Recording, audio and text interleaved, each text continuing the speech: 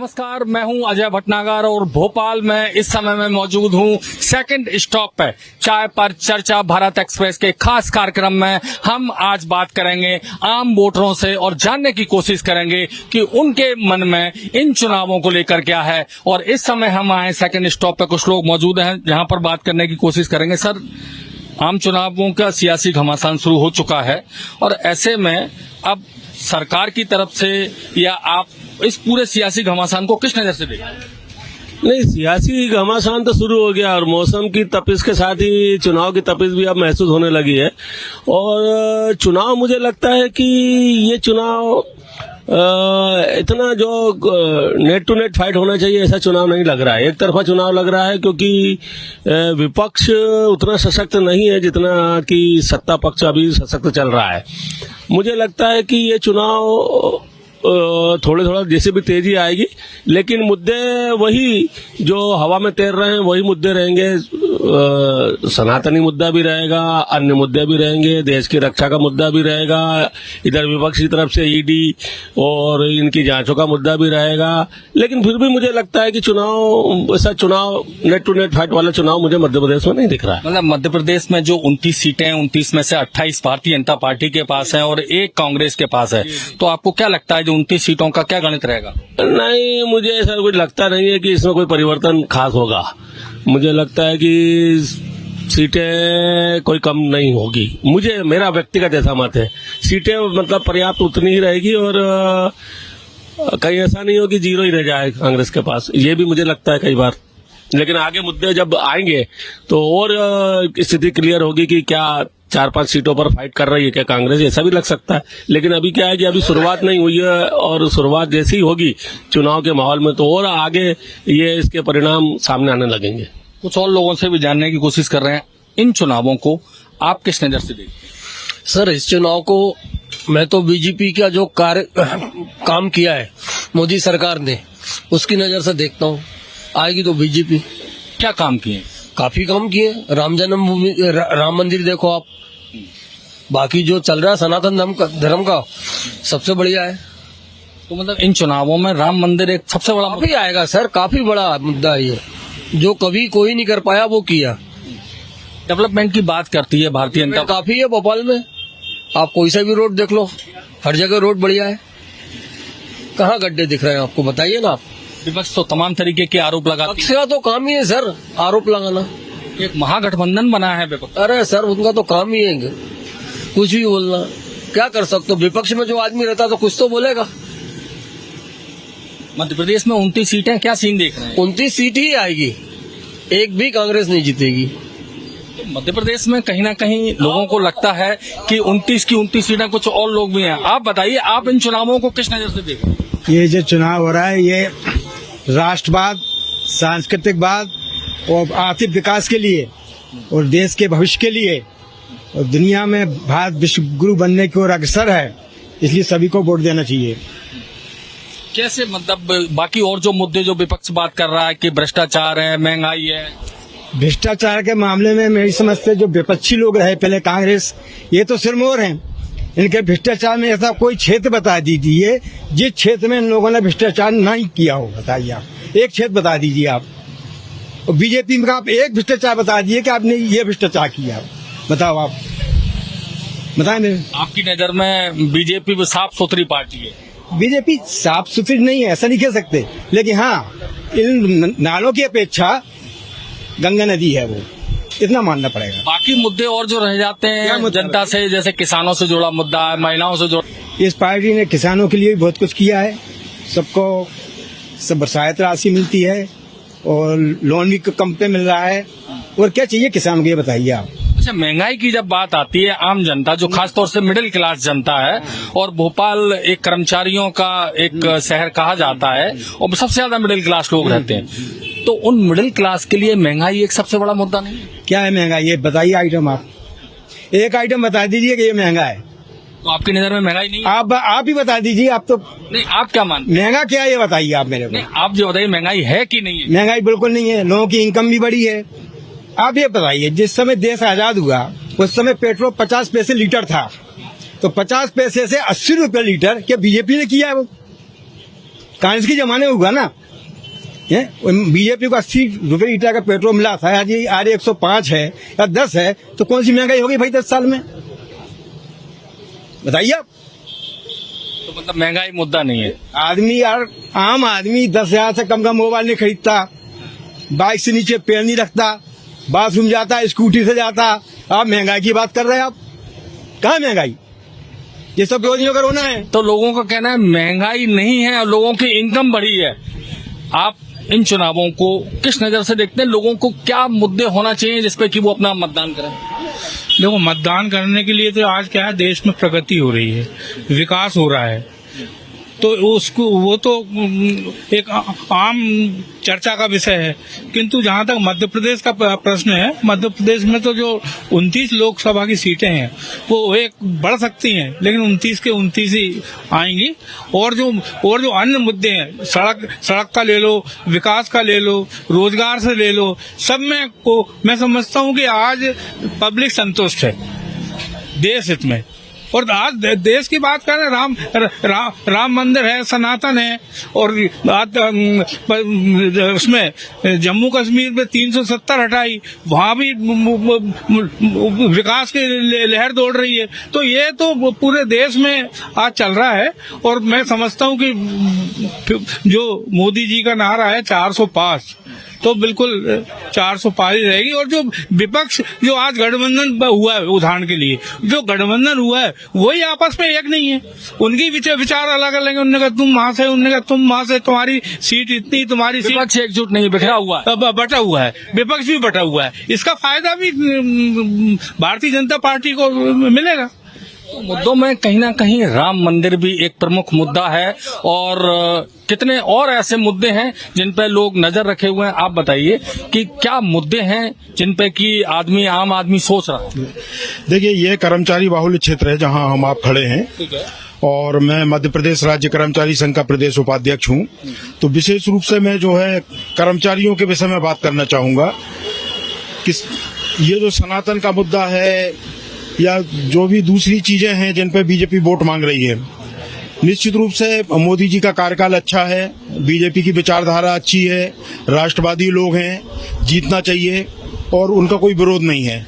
लेकिन मैं एक कर्मचारी नेता होने के हैसियत से ये जरूर अपेक्षा रखता हूं कि भारतीय जनता पार्टी की जो मध्य प्रदेश की सरकार है उसे अपने कर्मचारियों के हितों पर ध्यान देना चाहिए। आज 8 साल से कर्मचारियों की ये चुनाव तो राष्ट्रीय स्तर का है ना, राष्ट्रीय आम चुनाव है, देश के प्रधानमंत्री को चुनना है। नहीं, इसीलिए तो हमने आपका पहले कहा, इसलिए हमने कहा कि हमें कोई उससे ऐतराज नहीं है। भारतीय जनता पार्टी की विचारधारा और नरेंद्र मोदी जी के काम, इस सब के कारण जो है भारतीय जनता पार्टी जीतेगी। लेकिन उनको सभी वर्गों को साथ लेकर चलना चाहिए। चुनाव भले लोकसभा का है, क्या मोदी जी को नहीं दिख रही ये चीज कि मध्य प्रदेश में 8 साल से पदोन्नति नहीं हो रही? तो आपका कहना है सभी वर्गों को साथ लेके नहीं चल रहे भारतीय जनता पार्टी? कर्मचारी वर्ग को तो साथ लेके नहीं चल रही, मध्य प्रदेश के कर्मचारियों को मोहन यादव सरकार या शिवराज सिंह सरकार ये तो साथ लेके नहीं चल रही। तो आप चाहते हो कि केंद्र सरकार इसमें हस्तक्षेप करे? बिल्कुल, उन्हें निर्देश देना चाहिए, उनकी सरकार है। जब पूरे राज्यों में, देश के मध्य प्रदेश छोड़ के सारे राज्यों में कर्मचारियों की पदोन्नति हो रही है, तो आपने क्यों पदोन्नति रोक रखी है? जब कभी कमेटी बना देंगे, कभी कुछ कर देंगे, सुप्रीम कोर्ट में केस तारीख पे आएगा तो वहां जाके हस्तक्षेप कर आएंगे, तारीख बढ़वाएंगे। ये चुनावों में ये भी एक मुद्दा रहेगा क्या? कर्मचारियों के लिए तो रहेगा, कर्मचारियों के लिए तो मुद्दा रहेगा। ये अलग बात है कि इतना भारी ना रहे कि उससे वोट प्रभावित हो बीजेपी का, लेकिन जो वोट करेंगे भारतीय जनता पार्टी, हाँ, लेकिन नाराजगी के साथ, मध्य प्रदेश सरकार से नाराजगी के साथ और मोदी जी के साथ खुशी के साथ। देखिए, निश्चित तौर पे एक अलग बात आई है कि बीजेपी से नाराजगी है मगर वोट बीजेपी को ही करेंगे। कुछ और लोग हमारे साथ मौजूद हैं। आप एक युवा हो, आप बताइए सरकार कैसी होनी चाहिए? आप इन चुनावों को किस दृष्टि से देखते हैं? सरकार ऐसी होनी चाहिए जो रोजगार की बात करे। बीजेपी सरकार सिर्फ राष्ट्रवाद की ज्यादा बात करती है, हिंदू मुसलमान ज्यादा करती है। इसकी बजाय बेरोजगारी की बात करें तो ज्यादा अच्छा है। हम युवा है, हमें रोजगार चाहिए।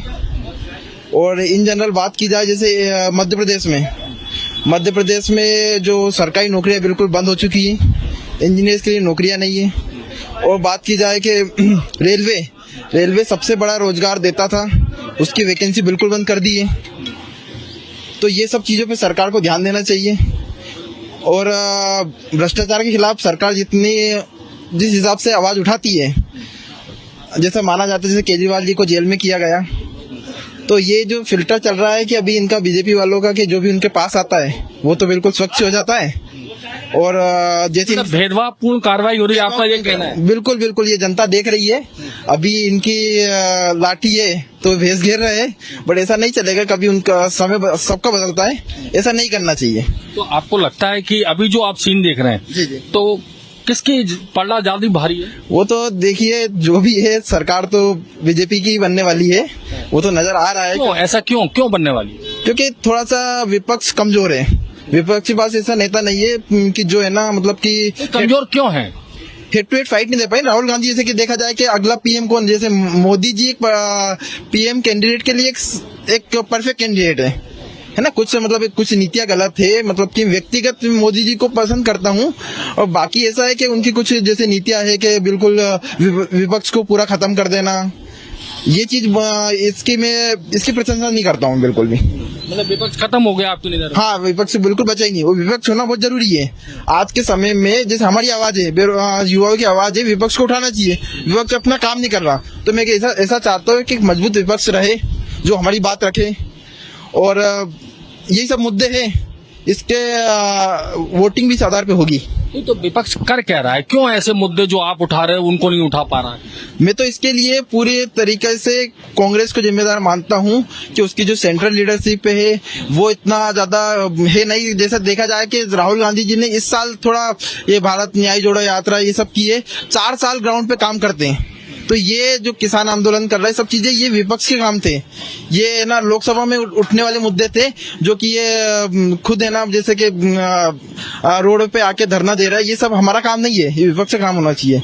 कुल मिला के ये युवाओं की आवाज है कि विपक्ष सशक्त नहीं है और वो कुछ मुद्दे उठा नहीं पा रहा है। कुछ लोग और भी हैं, हम उनसे बात करेंगे। आपकी नजर में इन चुनावों को किस दृष्टि से देखते हैं? भैया चुनाव तो बहुत अच्छे हैं, और मैं तो चाहता हूँ मोदी जी से कि एक चुनाव और एक नेशन हो। इससे समय की बर्बादी बचेगी, पैसे की बर्बादी बचेगी। और तो मोदी जी को तो जब चाहोगे, जबकि मोदी जी को आप चुनोगे। अब तो चुनाव अभी तो आए हैं, आप किन दृष्टि से देखते हैं इस पूरे चुनावों को?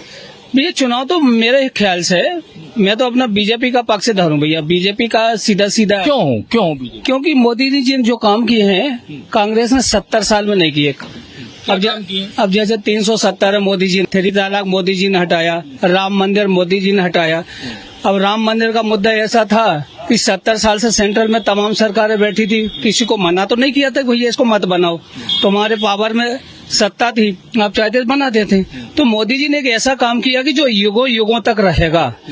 और जैसे 370 हर साल इस पे हजारों लोगों की जान जाती थी, हजारों लोग मरते थे, हजारों बच्चे यतीम होते थे, हजारों महिलाएं विधवाएं होती थी, और सरकारें लड़ाती थी इसको लेके। पर मोदी जी ने वो टंटा ही खत्म कर दिया। अब हजारों बच्चे जो यतीम होते थे वो बच जाएंगे, हजारों महिलाएं जो विधवा होती थी वो बच जाएंगी। अब एक नेशन, एक राष्ट्र, एक सारी चीज व्यवस्थित है। आप राम मंदिर की बात कर रहे हो, धारा 370 हटाने की आप अच्छा मान रहे हो, उसको सरकार ने किया, मगर आम आदमी से जुड़े हुए मूल मुद्दे होते हैं, महंगाई है, भ्रष्टाचार है, स्वास्थ्य है, शिक्षा है, इसकी बात नहीं होती। भैया आम आदमी का तो भगवान के अलावा इस संसार में कोई नहीं है, चाहे वो कांग्रेस हो, बीजेपी हो, संसार की कोई भी पार्टी हो। आम आदमी के लिए सिर्फ भगवान, इसके अलावा सारी पार्टियां चोर हैं, सारी पार्टियां भ्रष्ट हैं, इनका कोई दीन ईमान नहीं है। पर यह है कि बीजेपी हिंदुत्ववादी है, इसलिए हम उसको सपोर्ट करते हैं, दैट्स ऑल। हिंदुत्ववादी बीजेपी सरकार है इसलिए उनको सपोर्ट कर रहे हैं। और राम मंदिर इन चुनावों में एक बड़ा मुद्दा है, ये भोपाल वासियों का कहना है। कुछ और लोग भी हैं, हम उनसे बात करने की कोशिश करेंगे। भाई साहब, आप इन चुनावों को किस दृष्टि से देखते हैं? इधर आ जाइए। इस चुनाव को जो हम दृष्टिगत देखते, जो वर्तमान गवर्नमेंट है उसने जो इंफ्रास्ट्रक्चर तैयार करा उसके हिसाब से बहुत अच्छा काम करा उन लोगों ने, और आगे कर ही रहे हैं। मतलब जो काम बरसों जो बोलते हैं 70 साल में नहीं हुए हैं, वो काम जो है वो अब हुए हैं जाके। कि रोड से देख लीजिए आप, नितिन गडकरी जी का देख लीजिए, मतलब एक माइलस्टोन है वो, जिन्होंने इतने सारे रोड बना दिए। एक वो मुद्दा बहुत अच्छा है, और उनके बाकी इनको कर्मचारियों की तरफ भी देखना चाहिए, जो कुछ मुद्दे कर्मचारियों के हैं और बाकी जो और अभी वो कर रहे हैं, और विपक्ष तो है ही जो वहाँ पे लगातार जा ही रहा है वहाँ पे, तो विपक्ष पार्टी है क्या, कुछ नहीं। क्यों विपक्ष इतना कमजोर क्यों है? विपक्ष क्यों आगे नहीं आ? विपक्ष के पास मुद्दे ही नहीं ना, ये जो मुद्दे सोचते उससे पहले मोदी जी करके खत्म कर रहे हैं, तो मुद्दे किस बात के है ही नहीं इनके पास। महंगाई है, भ्रष्टाचार है, ये मुद्दे नहीं। नहीं, कोई महंगाई नहीं, भ्रष्टाचार तो कर रहे हैं ना, भ्रष्टाचार पे तो काम कर ही रहे हैं। वो केजरीवाल जी अंदर हो गए, उनके साथ ही सब बंद हो गए, ऐसी जो करते आएंगे उनको वो अंदर करते हैं आ रहे हैं। नहीं तो विपक्ष इसको कह रहा है कि डरा रहे हैं, धमका रहे हैं। ये तो सबकी अपनी अपनी सोच है कि वो डरा रहे हैं या नहीं डरा रहे हैं, का मुद्दा है डरा, उनको लग रहा है वो डरा रहे हैं, तो वो सत्ता में तो वो भी यही करते थे। अब ये है तो ये तो मुद्दे पे, सही मुद्दे पे कम से कम अंदर डाल रहे हैं, वो तो जबरदस्ती उठा के डाल देते थे। तो अब आगे आप सरकार से क्या चाहते हैं कि सरकार बने तो ऐसा क्या करे जो कि आम जनता के लिए काफी ज्यादा फायदेमंद हो? सरकार को अभी जैसे वो योजनाएं जैसे गैस पे है, इन पे पेट्रोल पे है, ये सब चीजें थोड़ा सा कम करें इनको, ताकि 2 रुपए कम किए तो अभी वो ये तो अभी चुनाव इसलिए कम करें उन्होंने, मगर हम चाहेंगे कि वो हमेशा मतलब कम रहे वो, ताकि लोग जो निचले तबका है वो उनको थोड़ा सा राहत मिले। बाकी बहुत सारी समस्याएं हैं जो पेंशन की हैं, वो चालू करे, पेंशन की चालू तो सेंट्रल वाले ही कर सकते हैं, तो वो पेंशन स्कीम जो है वो लागू कर दे वो, ताकि ओल्ड पेंशन स्कीम उससे फायदा होगा उनको। उससे अगर घोषणा अभी तो खैर कर नहीं सकते हैं, मगर ये उस पर उनको काम करना चाहिए, तभी फायदा होगा। मगर बात होती है धारा 370, राम मंदिर और तमाम सारे और जो मूल मुद्दे होते हैं जनता से जुड़े हुए, महंगाई की, भ्रष्टाचार की, विपक्ष कहता है इन मुद्दों को कहीं ना कहीं इसकी आड़ में दबा दिया जाता है। तो विपक्ष कितना सही बोल रहा है, क्या बोल रहा है? ये विपक्ष के आज की तारीख में आप देखिए तनख्वाह सबको इतनी मिल रही है, कोई महंगाई का मुद्दा नहीं है, और जिनको महंगाई मुद्दा जो कह रहे हैं वो फ्री में राशन और फ्री में हर चीज उनको उपलब्ध हो रही है, वो ही चिल्ला रहे हैं, बाकी कोई नहीं चिल्ला रहा। हमें तो कोई दिक्कत नहीं आ रही है, हम तो अभी पेट्रोल डरा। हाँ, ये एक बड़ा मुद्दा रहता है कि फ्री की बात होती है, जो फ्री में अनाज दिया जा रहा है, फ्री में सब कुछ दिया जा रहा है, तो जो आम लोगों का टैक्स होता है उस कमाई से फ्री बीज होता है, तो ये कहाँ तक उचित है सरकार? नहीं, बिल्कुल नहीं। हमारे टैक्स से कम हमारे ऊपर होना चाहिए, हमारे टैक्स से इन लोगों को खिला रहे हैं, जो फ्री में खिला रहे हैं, वो बिल्कुल बंद हो जाना चाहिए एक तरह से। अच्छा, मध्य प्रदेश की बात करें तो मध्य प्रदेश में 29 सीटें हैं, अभी तक 28 भारतीय जनता पार्टी के पास है, 1 सीट छिंदवाड़ा की कांग्रेस के पास थी, और अब 28 सीटों पर चुनाव लड़ रही है। खजुराहो सीट समाजवादी पार्टी के लिए छोड़ दिया है। तो इस 29 सीटों को लेकर आप क्या आकलन करते हैं? मेरे ख्याल से तो 28 की 28 पूरी आएगी सरकार के पास, और जो एक जो बात कर रहे हैं आपने छिंदवाड़ा की बात कर रहे हैं, वो तो उनका पैतृक है, वो हमेशा वहीं से जीतते हुए आते हैं, तो उस पर तो कोई संशय की स्थिति नहीं है वहाँ पे। यानी कि जो स्कोर था वो स्कोर रहेगा, वही रहेगा। कुछ और लोग भी हैं। अच्छा, हम आपसे ये जानना चाहेंगे कि जो अभी जो वर्तमान में जो चुनाव हो रहे हैं या आने वाले हैं, किस नजर से इनको देख रहे हैं? क्या आम आदमी के मुद्दे इन चुनावों में हैं? आम आदमी के मुद्दे तो ऐसे नहीं है देखा जाए तो, पर जो मोदी जी जो कर रहे हैं वो तो देश के लिए अच्छा कर ही रहे हैं जो भी है। और हम कर्मचारी नेता हैं, कर्मचारी की भाषा बोलते हैं, तो हम तो जानते हैं कि हमारे कर्मचारियों के लिए कुछ करना चाहिए। जैसे उन्होंने भी 4% डीए दिए, 4 अभी हमारा मार दिया। कर्मचारी उनका अंग है, मगर एक वोटर भी तो है, मतदाता भी है, कर्मचारियों के अलावा बहुत सारी चीजें। उनकी जो भी योजनाएं होती है वो कर्मचारी ही लागू करता है। कर्मचारी लागू नहीं करेगा तो योजनाएं उनकी आगे नहीं बढ़ेंगी। आज की तारीख में देखा जाए, कुछ भी कभी देश पे कभी प्रभाव भी कुछ भी आता है, जैसे कोरोना आ गया था, ये आ गया था, तो कर्मचारी आ गया, पूरा स्वास्थ्य विभाग आगे आया था। आप योजनाओं का क्रियान्वयन करते हैं, मान रहे हैं, मगर जो योजनाएं अभी केंद्र सरकार की या राज्य सरकार की योजना, भारतीय जनता पार्टी इन योजनाओं के दम पे चुनाव में जा रही है और जनता के बीच उन योजनाओं के या जो लाभार्थी हैं उनको आगे लाने की बात कर रही है। तो आप उन योजनाओं का क्रियान्वयन करते हैं, आप इन योजनाओं को किस नजर से देखते हैं?